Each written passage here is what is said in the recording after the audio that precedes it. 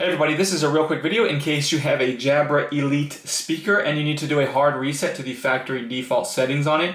Now you're going to want to do this for one of two reasons. The first one is troubleshooting. If your speaker is not working in any way, maybe it's not connecting to Bluetooth, maybe it's not pairing with your device, or if it keeps disconnecting, you're having sound issues, anything like that, this hard reset to the factory default settings can fix a lot of these issues.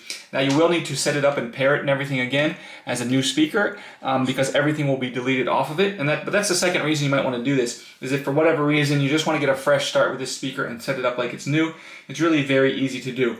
All we need to do is come in and hold the answer and the answer call and end call buttons, which are right here on either side. Press and hold those simultaneously for 8 seconds until the indicator lights at the top will flash in pink, and then you'll actually hear it audibly say that it's resetting, at which point you can let go of both of those buttons and it will complete its reset, at which point you'll need to just set this up as a brand new speaker and repair it and everything like that because it will be wiped to its factory defaults.